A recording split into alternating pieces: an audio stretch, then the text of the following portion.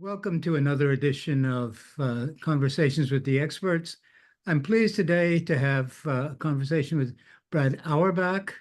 He has extensive experience in the entertainment and media field. He's a lawyer. He's worked with HP Enterprise in developing business in that area, with Qualcomm, negotiating with a wide variety of content providers.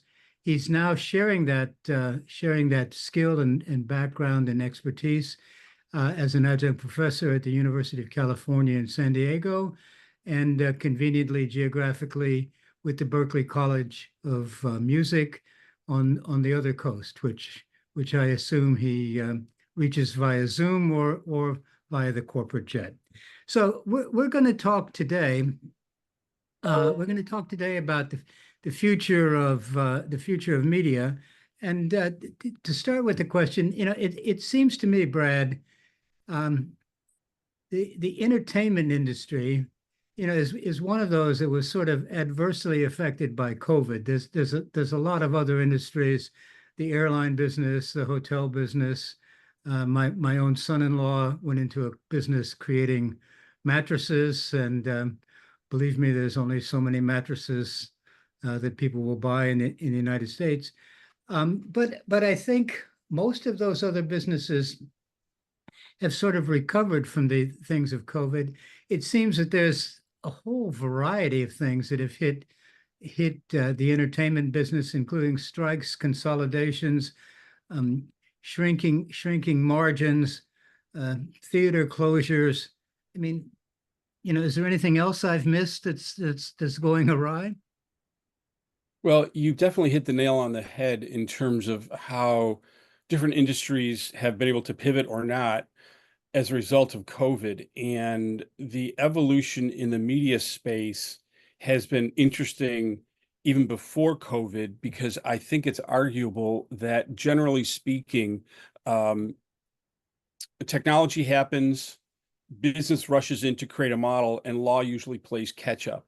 And, in the film business, that's best exemplified with the Sony Betamax case, when Sony came up with this huge suitcase-sized gizmo that could record content off the television. The studios, production companies thought the end was nigh and went to the Supreme Court to try and push back on this technology. They lost the case. I think you'd pretty much agree that the studios are glad they lost the case. Why? It opened the door to the home video business, and that poured a ton of money into the studios, which increased production, and the flywheel effect, definitely happened. On the music side, the example there would be MP3. It was a compression technology used by professors mostly to send data around in their research. And the internet had just kind of gotten underway. Someone figured out, well, we can compress songs here, can't we? Business rushed in, Napster, Kazaa, LimeWire. And what did the law do? Well, they tried to play whack-a-mole again and push it all out of business.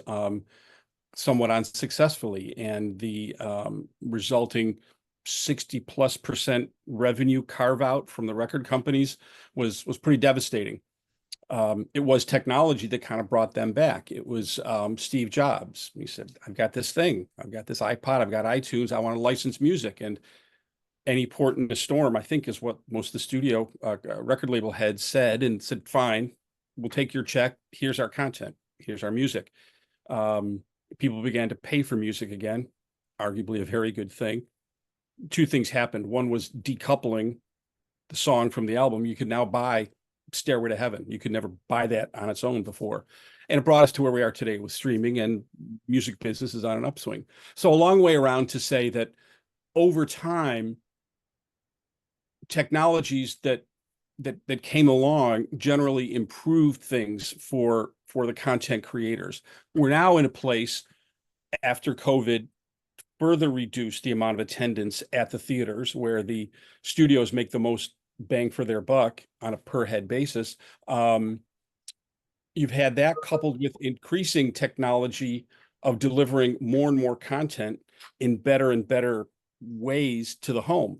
Think about the big screen TVs and the surround sound and the ubiquity with which we can seem to get almost everything we want or more than we ever could before. We may not be able to get it exactly when we want because windows are kind of still there, but nowhere near in the same way that windows were the format, the structure of the business. When I started at Disney, it was very logical, and we in home video had a very nice business in terms of how that worked.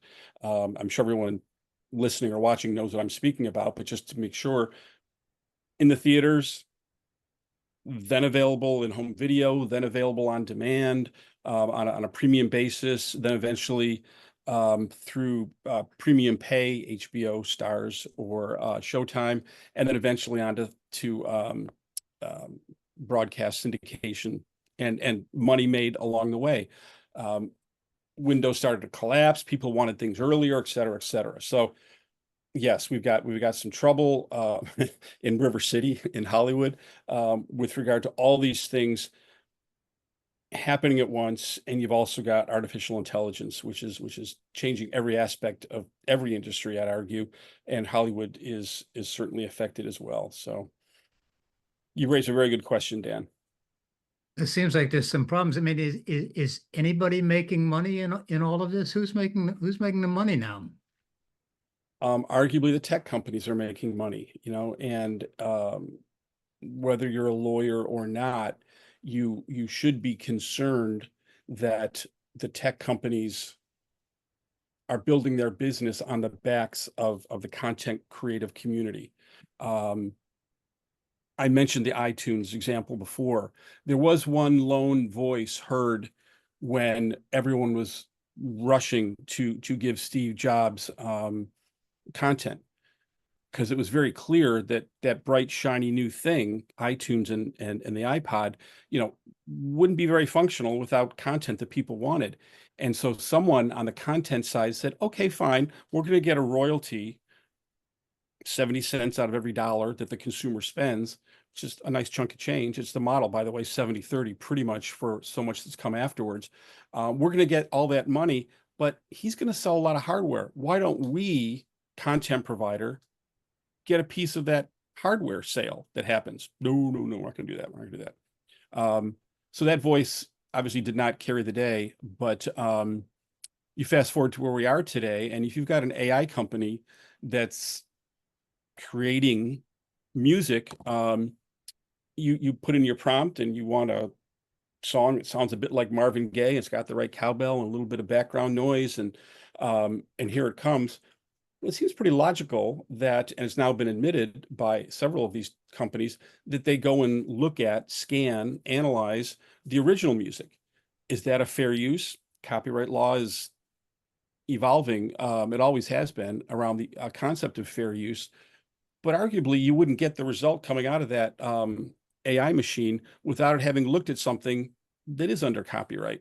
So I'm one who believes that those who own the copyright, who've earned the right to have a copyright, should be able to decide when, where, how, who, and when that content is being used. If they decide they don't want it out there, that should be their choice. So who's making money on this? It seems like the technology companies are kind of asking forgiveness rather than permission lots of times. Seems like in a lot of major industry change, a lot of the people who are doing it in a different way tend to take that approach of asking forgiveness rather than permission. I mean, I think when Uber started, you couldn't really do that, right? And I think they just went ahead and did it. I think even when MCI started competing with AT&T for long distance, I think they just kind of ignored the law and just went ahead and did it.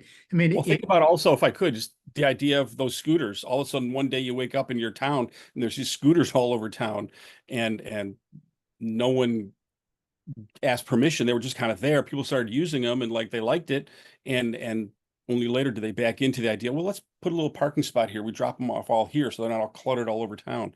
But yeah, that's definitely a business model. it's a kind of a business model. I mean, I think the other thing that seems to me to be happening is as I look at my my grandchildren growing up, the kinds of things they look at tend to be a little bit different than what we looked at. I mean, they are experts on things like YouTube, and I feel a bit backwards. I think, how does anybody ever find anything on YouTube? But then you talk to a 10-year-old, right, and he can show you all kinds of things that you kind of wish he couldn't find quite quite as Well, easily. yeah, there's a whole range of issues around that, certainly. Now, one thing that is cool, I remember hearing this in the early days of YouTube.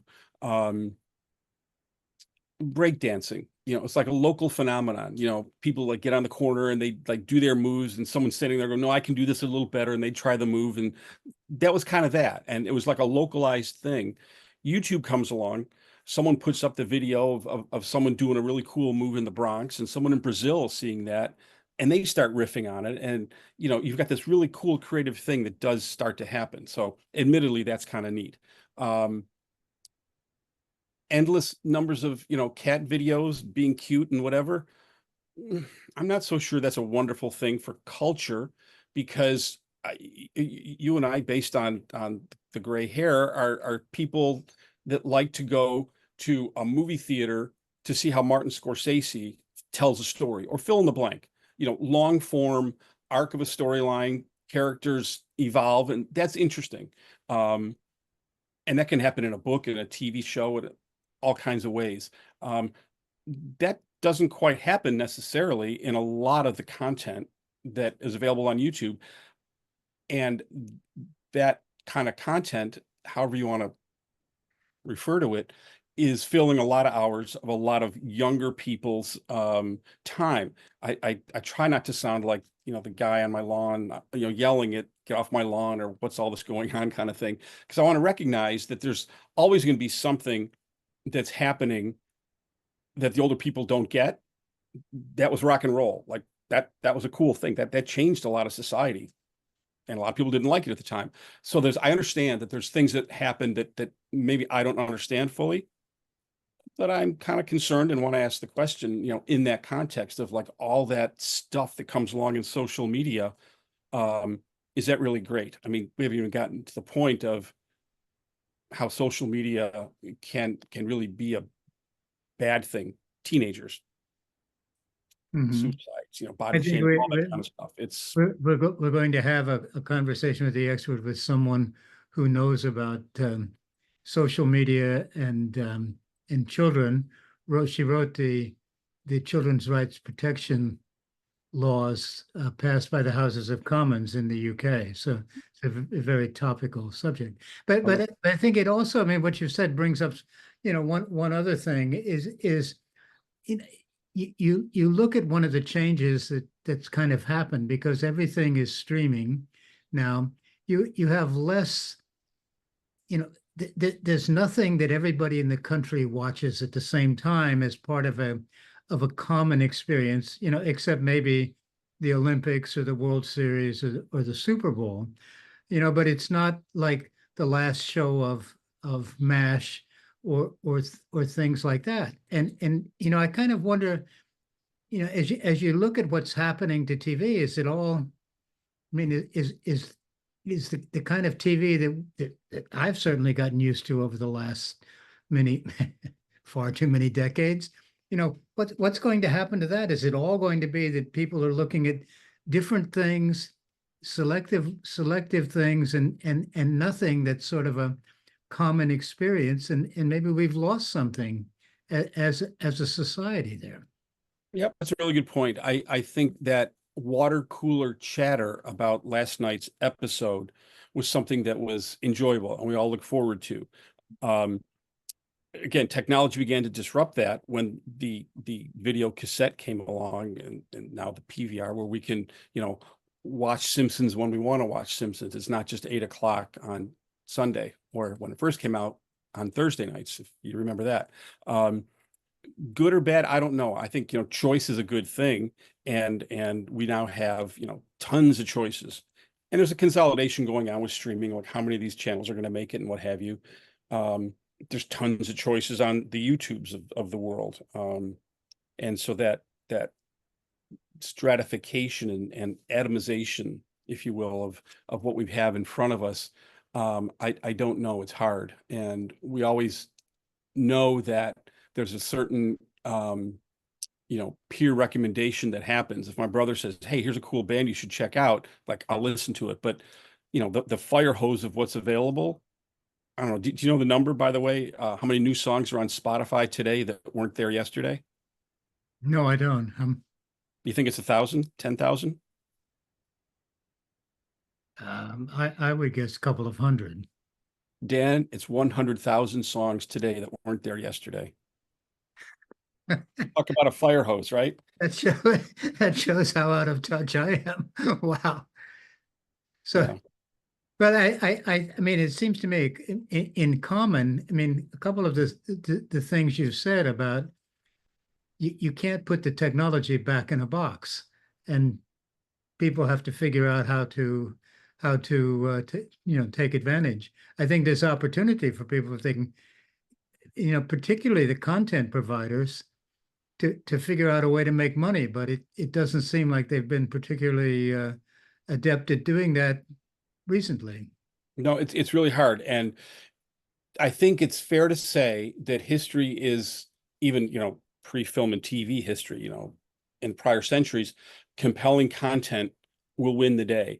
And there's always been this discussion, argument, banter, what's more important, content or the pipe, meaning the film, the TV show, the music, or the way it gets to you and the technology that brings it to you. Well, DVD was better than VHS and all that kind of thing.